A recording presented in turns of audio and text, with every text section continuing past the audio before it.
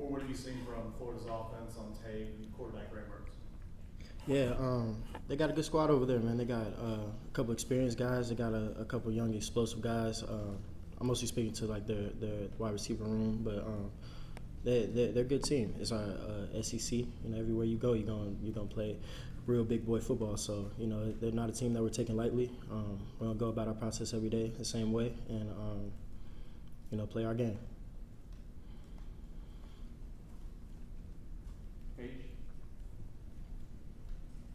This team's talked a lot about the motto being to win the East. This is obviously the first opportunity to get a step closer to achieving that. Just talk about the opportunity you guys have ahead of yourselves. Yeah, it's the same opportunity every week, man. It's opportunity to go 1-0, and you know, hype toss to us, and the goal isn't to be the best team in the country. The goal is to be the best team on the field every Saturday. So this Saturday is just another opportunity to do that. We know what playing at the Swamp is like. You know, it's a rough environment, but we're ready for it. We practice, we prepare for these things. So it's just another opportunity to show what Tennessee football is. Warren, you played down Gainesville twice in your career. What do you recall about those experiences, and for players or your teammates maybe haven't been down there, what do you tell them to expect? Yeah, man.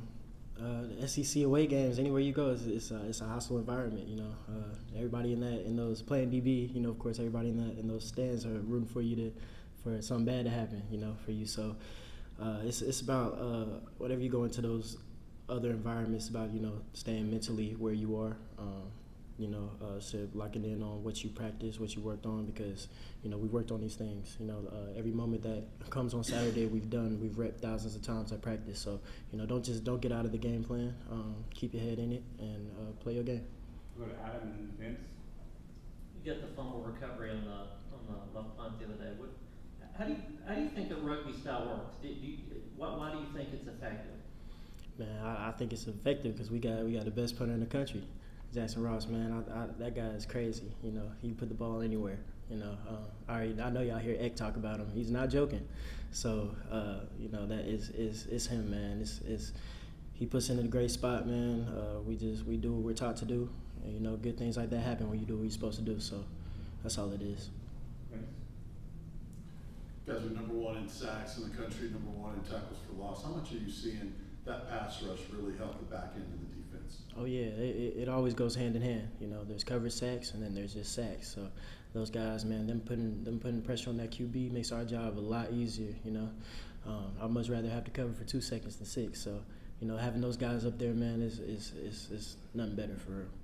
Man, Warren, I imagine with different situations you have different techniques that you all use as defensive backs, but for the most part, y'all taught to kind of read the eyes of the receiver and kind of prepare for when that football can get there by looking at their hands and kind of rip it out when the ball does get there. Yeah. What's your question? Like if we just kind of like the technique that y'all are taught to use. Yeah. I mean, it's more of it's a toolbox. You know, they Coach Nez, Coach Banks, all the other coaches, they do a great job of giving us options, and because, you know, it's different people, different receivers, you know, like to do different things. So not one thing is going to work for everybody. So they do a good job of giving us options, but at the same time, we know where our feet are supposed to go, where our hands are supposed to go. So it's the same, but it's different for whoever you go against. But it's the main thing, man, is confidence, man. You know, you can't line up there without believing you're going to win the rep. So that's the main thing that they kind of instill in us. And so, you know, whoever it is, man, we're going to do our job. Looks like they really target Pearsall on offense an awful lot. How important is it going to be aware of where he is in different spots in their offense? Oh yeah. He's a good receiver. You know, knowing where he is at all times, that's something that's important to us, of course. But as I said, man, we're going in there to play our game. It's about us. It's not necessarily about any other team on the field. We do what we're supposed to do to the best of our ability, man. We'll get the results we want from them. So that's it. Maybe a few more, Ben. Warren, how would you assess the play of the secondary as a whole through these first 2 games? I'd say very well. I mean, of course, there's still things we need to clean up. It's the beginning of the season. You know, we got a long season ahead of us, so we got time to fix these things. But, man, the main thing I look at is our energy and, you know, our mental state, our confidence when we go out there and play. And, man, that's been great. So, you know, it's fun playing with these guys, man. I can't wait to suit up with them on Saturday.